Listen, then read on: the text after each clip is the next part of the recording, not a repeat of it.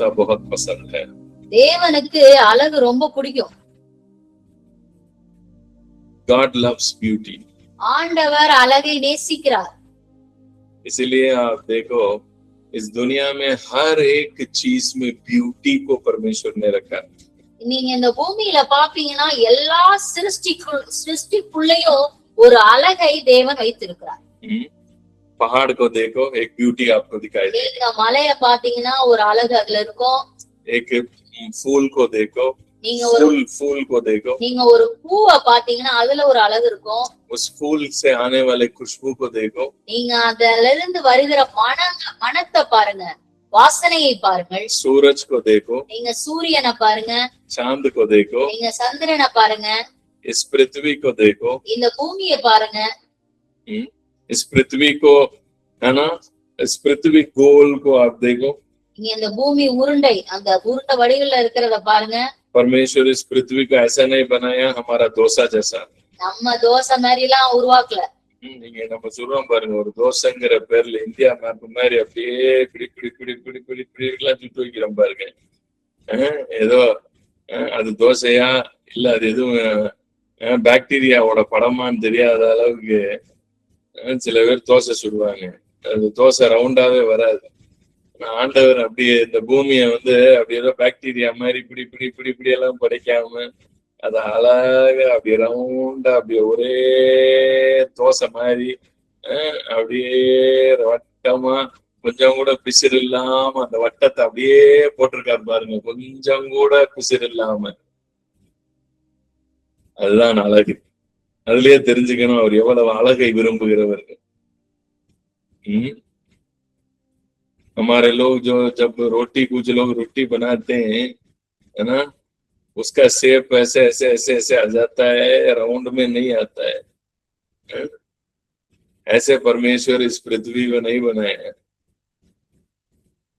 परमेश्वर ने देखो इसको कितना सुंदर से एकदम इसकी राउंड कितना बढ़िया से बनाया। इसी से पता चल रहा है वो कितना शेप, हर एक शेप डिजाइनिंग में कितना वो बड़ा आगे है, मतलब हर एक चीज को उसकी डिजाइन कितना अच्छा से बनाया। நம்ம ஆண்டவர் படைத்திருக்கிற எல்லா படைப்புகளிலுடைய வடிவம் நீங்க எவ்வளவு சூப்பரா இருக்குன்னு பாருங்க.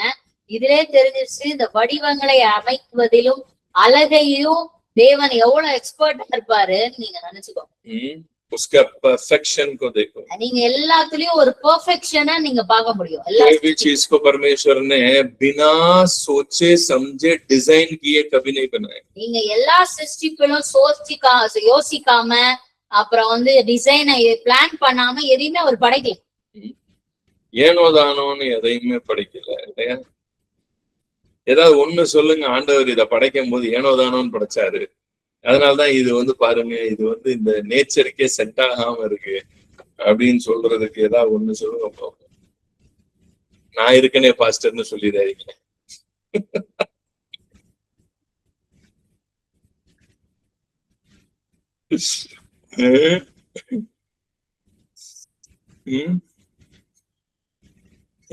इस नेचर के पूरे आप देखो, एक एक चीज परमेश्वर ने इतने बढ़िया, इतना डिजाइन किया, इतना हर एक चीज को ब्यूटी को परमेश्वर ध्यान में रखते हुए बनाया है। நீங்க இந்த எல்லா சிருஷ்டிகளையும் பாத்தீங்கன்னா அதற்குரிய அழகு, அதற்குரிய வடிவம் எல்லாவற்றையும் யோசித்து திட்டமிட்டு ரொம்ப அழகா படைச்சிருக்காரு.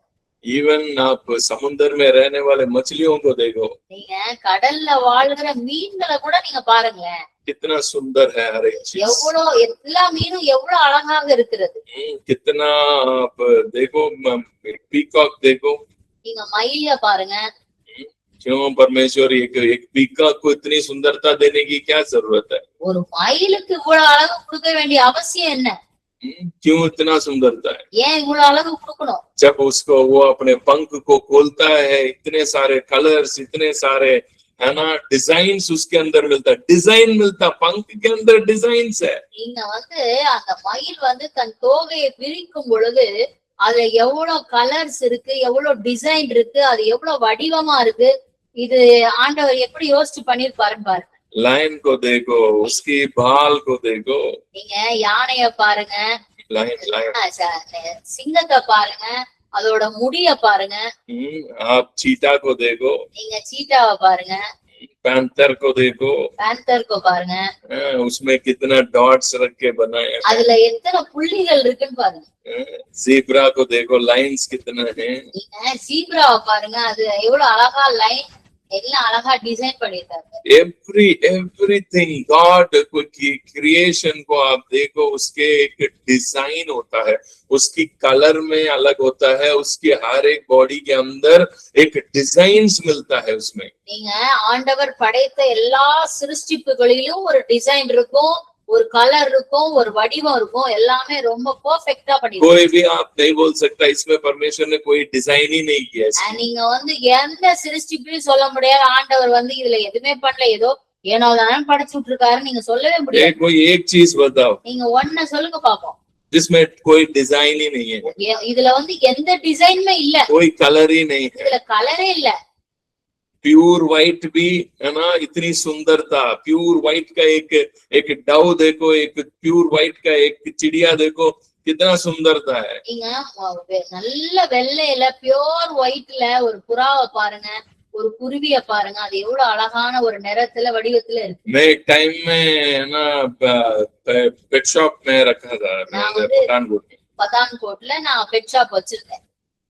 उस समय मेरे पास सबसे ज्यादा बिकने वाली है ना कबूतर वो प्योर व्हाइट वाला ही है. लोग आते हैं प्योर व्हाइट को ही ढूंढते रहते हैं. நான் புறா என்கிட்ட ரொம்ப விற்கப்படுறது புறா தான், அதுலயும் வெள்ளை புறா தான் நிறைய பேர் வாங்குவாங்க. प्योर व्हाइट, பியோர் ஒயிட்டா இருக்கும்.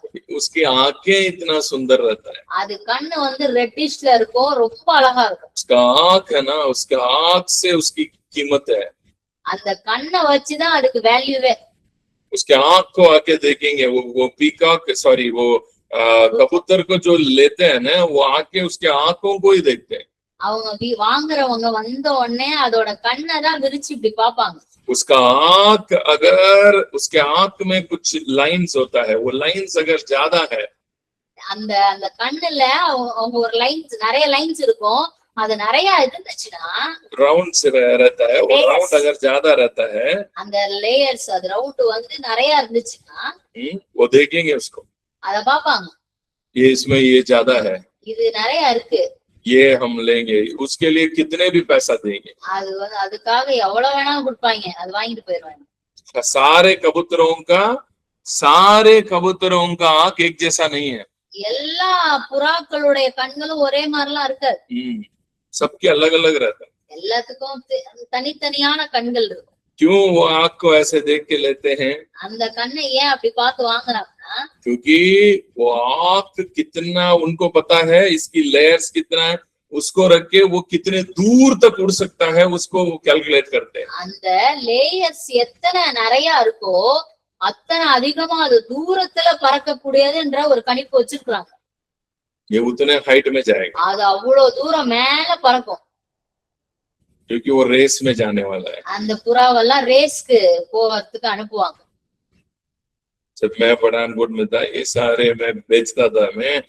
मेरे जिंदगी एक बहुत बड़ा பெட் ஷாப் வச்சிருந்தேன், என் வாழ்க்கைய அது ஒரு புரியாத புதிர். நம்ம எல்லாம் ஒரு கை பார்த்துட்டு தான் வந்திருக்கீங்க.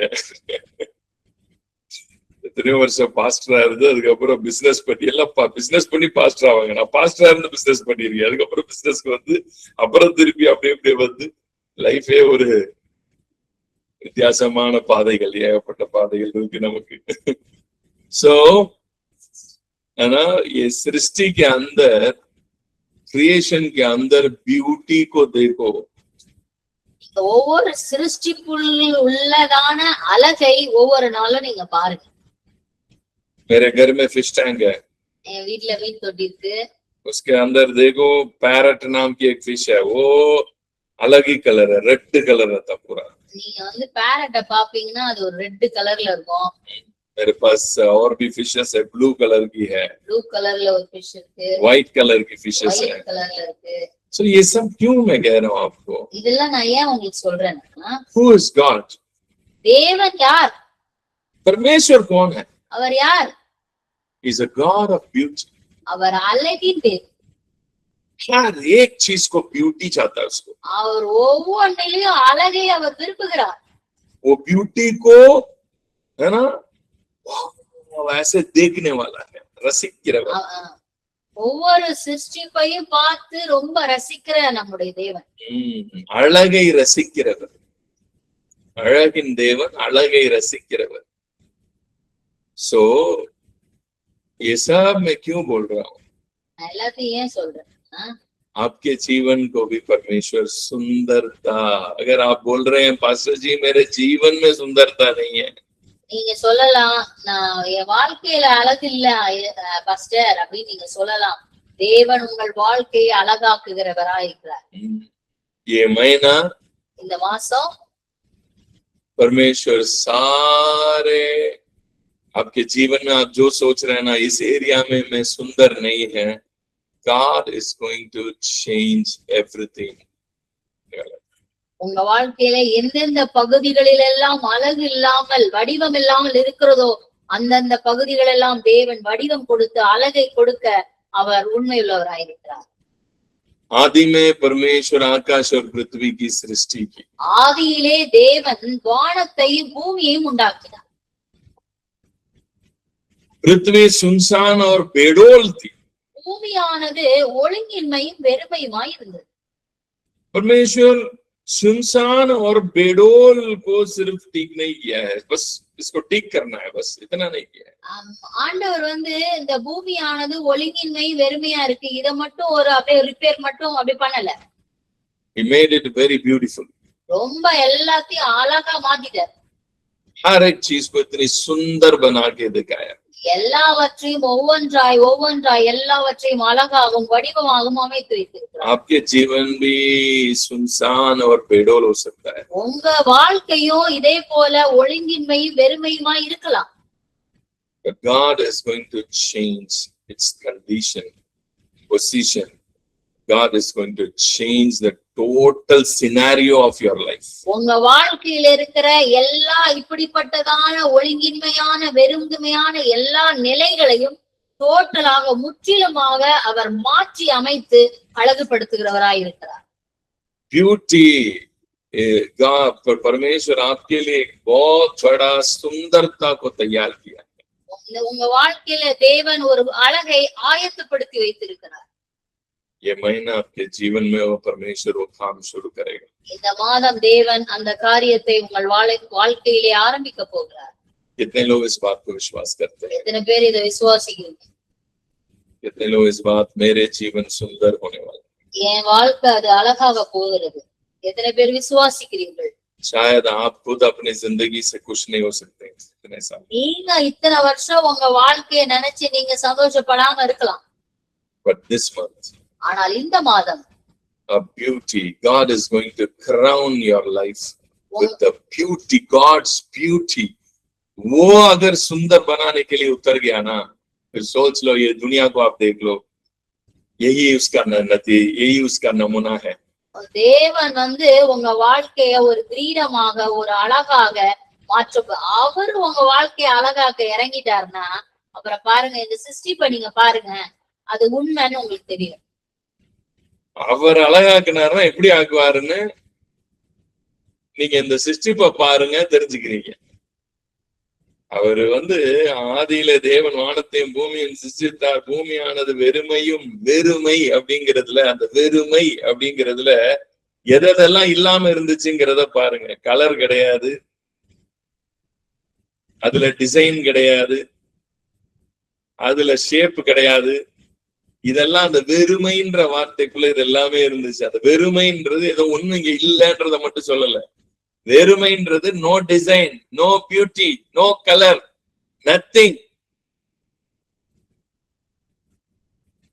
When God entered, परमेश्वर इसके अंदर जब उतरा, यहाँ पे जब वहां पे लिखा है सुनसान और बेडोल. वो सुनसान में सिर्फ सुनसान मतलब यहाँ कोई नहीं है, सुनसान जगह ऐसे नहीं बोल रहा है. सुनसान का मतलब ये है वहां पे कलर नहीं था, वहां पे कोई डिजाइन्स नहीं था, डिजाइन नहीं था, शेप भी नहीं था. அங்க வெறுமையும் ஒழுங்கின்மையும் அப்படின்னு போட்டிருக்கிறதுனால அங்க ஒண்ணுமே இல்ல அப்படின்னு நீங்க நினைச்சிடாதீங்க. அங்க என்ன இல்லைன்னா வடிவம் இல்ல, கலர் இல்ல, ஒரு தாறுமாறா இருந்துச்சு. God उसको ठीक करने के लिए आया है. அவர் எல்லாவற்றையும் சரி செய்து அழகாய் மாற்றுவதற்காக வந்தார். सब कुछ परमेश्वर ने इतने सुंदर से बना दिया. இந்த பூமி முழுவதையும் தேவன் மிகவும் அழகாக வடிவமாக அவர் படைத்திருக்கிறார். ये महीना இந்த மாதம் முழுவதும் சாம்பலில் இருக்கிற உங்களை சிங்காரமாக மாற்றி, சாம்பலில் கிடக்கிற உங்களை சிங்காரமாக மாற்றுகிற மாதமாக இருக்கும். உங்களை சாம்பலில் இருந்து தூக்கி எடுத்து, உங்களை சாம்பல்னா என்ன? ஏற்கனவே எரிஞ்சு சாம்பலா எப்ப போவோம்? சாம்பல் அப்படின்னா என்னது? ஏற்கனவே ஒரு விஷயம் எரிஞ்சு ஒண்ணுமே இல்லாம போய் அது அப்படியே பஸ்பமா போய் வெறும் சாம்பலா போய் கிடக்கு. வாழ்க்கையே சாம்பலாய் போச்சு சார். வாழ்க்கையே வெறும் சாம்பலா தாங்க இருக்கு. வாழ்க்கையே வெறும் சாம்பலா போய் கிடக்குங்க என் வாழ்க்கை. ராக்கு பன்கியா மேரே ஜிந்தகி, சாம்பலாய் போய் கிடக்கு என் வாழ்க்கைன்னு சொல்றீங்களா? அந்த சாம்பலில் இருந்து தேவன் சிங்காரத்தை உருவாக்குகிறவர். பீனிக்ஸ் பறவையை பத்தி கேள்விப்பட்டிருப்பீங்க. அது எப்படின்னா, அது எரிஞ்சு சாம்பல் ஆயிடுச்சுன்னா அந்த சாம்பல்ல இருந்து திரும்பி வருமா பீனிக்ஸ் பறவை. கேள்விப்பட்டிருக்கீங்களா? அதுதான் அந்த வசனம் சொல்லுது. சாம்பலில் இருந்து சிங்காரம் ஆகுறதுனா பீனிக்ஸ் பறவை மாதிரி ஆயிடுவீங்க. நீ சாம்பலா கிடக்குற, உன் வாழ்க்கை ஒண்ணுமே இல்லாம ஆகி வெறும் சாம்பலா போயிருச்சு. ஆனா அந்த சாம்பலில் இருந்து தேவன் சிங்காரமாக உங்களை மாற்றி அமைத்து உங்க வாழ்க்கையை ஒன்றுமில்லாத இடத்திலிருந்து எல்லாம் இருக்கக்கூடிய அழகான தோட்டமாக, ஏதேனாக, அந்த அந்த சுன்சான் ஒரு பேடோல், அந்த ஒன்றுமில்லாத இருந்த இடத்துலதான் தேவன் ஏதேன் என்கிற தோட்டத்தை உருவாக்கினார். அதுபோல சாம்பலா இருக்கிற உங்க வாழ்க்கையை சிங்காரமாக்கி உங்களை அநேகருக்கு ஆசீர்வாதமாக்குவார். प्रिय भाई मेरे बहन, एक वचन है बाइबल में, राख से आपको सुंदर बनाएगा. राख है ना, पूरा राख जब आता है कब राख बनता है? कोई चीज जल गया, पूरे के पूरे जलकर राख हो गया, एकदम भस्म हो गया, है ना, राख बन गया. भी उस राख से परमेश्वर सुंदरता में आपको लेके आएगा. जैसे फीनिक्स नाम की एक पक्षी है, वो जब जल जाता है, उसको आग में जला दोगे, वो वहीं पे खत्म नहीं होता है, उसी से ही वो वापस जिंदा होकर एकदम सुंदर फीनिक्स पक्षी वापस जिंदा हो जाता है. Same way God is going to change your life. This is a month. God is going to take you back. आपको वो गड्ढे, जिस गड्ढे में आप पड़े हुए हैं, उस गड्ढे से आपको उठाने वाला है. எந்த பள்ளத்தில் அகல பாதாள பள்ளத்துக்குள்ள கிடக்கீங்களா? இந்த மாதம் நீங்கள் விசுவாசிப்பீர்கள் என்றால் உங்களை கர்த்தர் அந்த அகல பாதாள பள்ளத்தில் இருந்து தூக்கி எடுத்து உங்களை பீனிக்ஸ் பறவையை போல பறக்க வைப்பார். உங்க வாழ்க்கை சாம்பலில் இருந்து சிங்காரமாக மாறும். நீங்கள் பயப்பட வேண்டிய அவசியமே இல்லை. அவர் அழகாக இறங்கி, அவர் அழகுபடுத்த இறங்கிட்டார்னா அதுக்கப்புறம் நீங்க யோசிக்கவே வேண்டாம். वो अगर सुंदर बनाने के लिए उतर गया हो परमेश्वर आपकी जिंदगी को, आप डरने की जरूरत ही नहीं है. परमेश्वर आपकी जिंदगी को सबके नजर में, जो लोग आपको देख के बता रहे हैं ये तो एक दिन एक टाइम पे ऐसा था, आप देखो राख हो गया इनकी जिंदगी, एकदम राख हो चुका है, एकदम they become ashes. ये लोग भस्म हो चुके हैं, இவர்கள் சாம்பலாய் போய்விட்டார்கள் என்று உங்களை பார்த்து யாரெல்லாம் நீ ஒரு சாம்பல் ஆயிட்டன்னு நினைக்கிறானோ அவர்கள் எல்லார் பார்வைக்கு முன்பாக உங்களை சிங்காரமாக மாற்றி உங்களை கிரீடமாக வைத்து அவர் அலங்கரிப்பார் என்பதில் எந்த சந்தேகமும் இல்லை. இந்த மாதம், month of beauty, God is going to design you. God is going to redesign your life. எங்கெங்கெல்லாம் உங்க லைஃப்ல உங்க டிசைனே குழம்பி போச்சு, என்னுடைய வாழ்க்கையே ஒரு டிசைனே இல்லாம வாழ்ந்துகிட்டு இருக்கேன், ஒரு ஷேப்பே இல்ல, நான் அப்படியே குழம்பி போய் என்ன இருக்குன்னு எனக்கு தெரியல என் வாழ்க்கையில அப்படின்னு நினைச்சிட்டு இருக்கீங்களா? உங்க எண்ணங்களுக்கு தேவன் ஒரு டிசைனை கொடுப்பாரு, உங்க வாழ்க்கைக்கு ஒரு டிசைனை கொடுப்பாரு.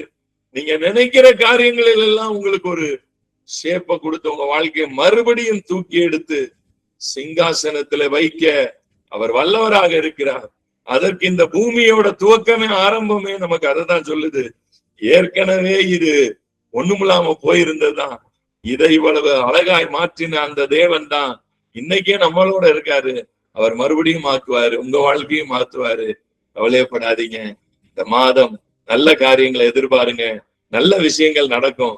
தைரியமா இருங்க, சந்தோஷமா இருங்க.